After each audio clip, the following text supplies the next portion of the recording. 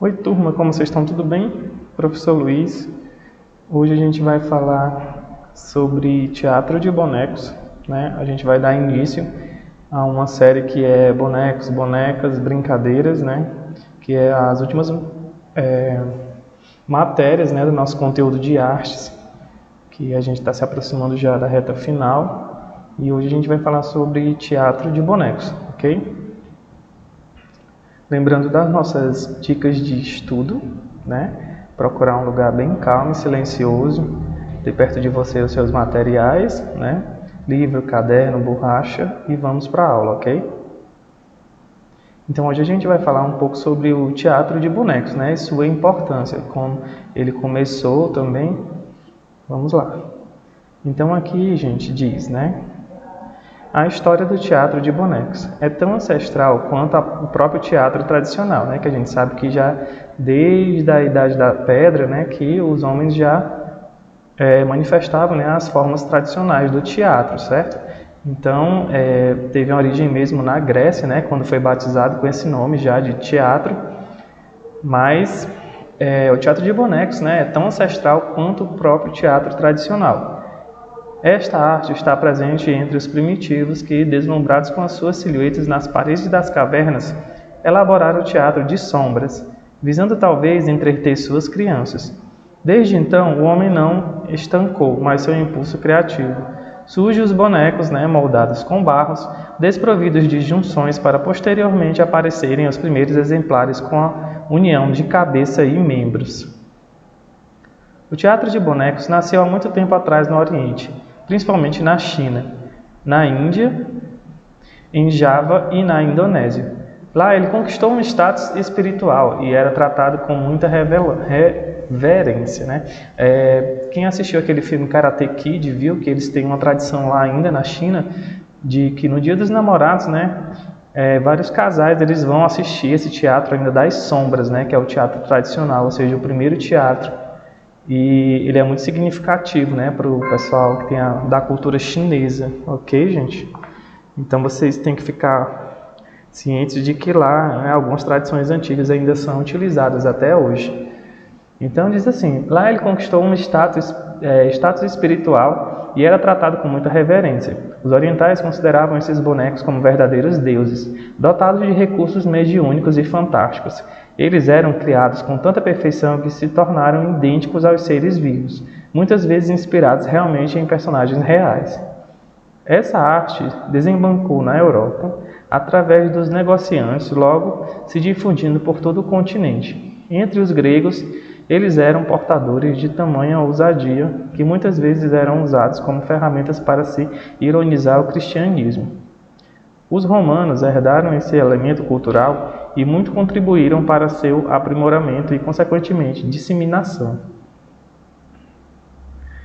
No universo ocidental, ao contrário do Oriente, vê-se a razão humana tentando dialogar com o sagrado de forma rudimentar. Na era medieval, essa arte foi alvo de intolerância religiosa, pois foi utilizado nessa época como um meio de evangelizar as pessoas. Ela era normalmente exibida durante as feiras livres nos burgos.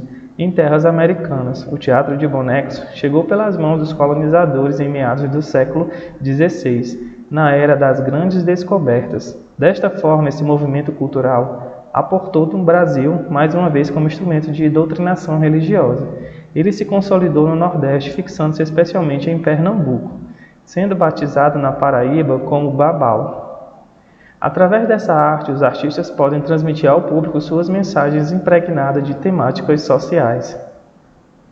No universo ocidental, ao contrário do Oriente, vê-se a razão humana tentando dialogar com o sagrado de forma rudimentar. Na era medieval, essa arte foi alvo de intolerância religiosa, pois foi utilizado nessa época como meio de evangelizar as pessoas, né? Então eu repeti o slide aqui para a gente ter uma ideia, né, de como as pessoas utilizavam, né, esse teatro ancestral, né, que era o teatro de bonecos, né? Então eles usavam os bonecos, gente, para poder, através deles, né, tá passando ali um pouco da cultura, né, de outros povos, de outras pessoas.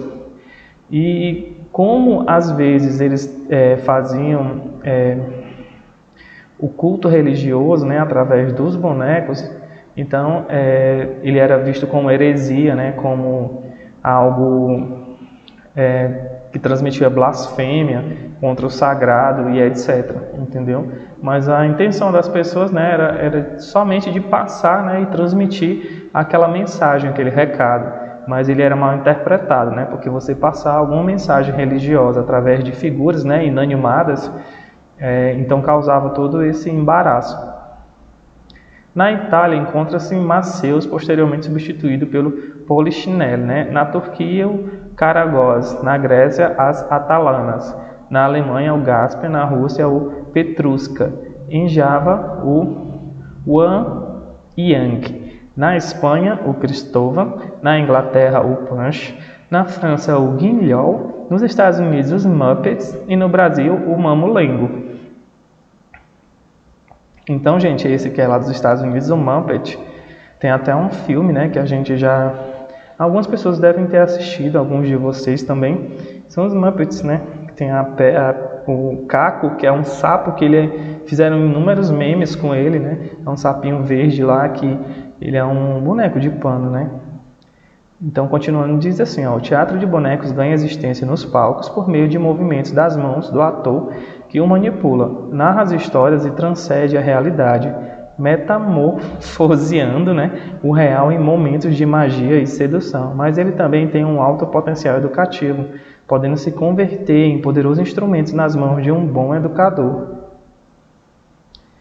E por fim, eu deixo para vocês, né, a página 52, que é sobre o tema Penso, né, do livro de vocês, e vocês vão estar respondendo essa página, né, e mandando para mim, certo? Vocês podem tirar o print lá, né, a foto do PDF de vocês, ou então podem estar fazendo no Word, também tirar esse print e me mandar, ou mandar o arquivo logo completo, né, que você manda lá pela ferramenta do WhatsApp, ok? Lembrando que todo o conteúdo das nossas aulas está disponível em escolapequenospassos.com.br, né? Lá vocês têm acesso à agenda, vocês têm acesso aos roteiros, vocês têm acesso às nossas aulas, ok? E eu vou ficando por aqui. Muito obrigado pela atenção de todos e tudo de bom.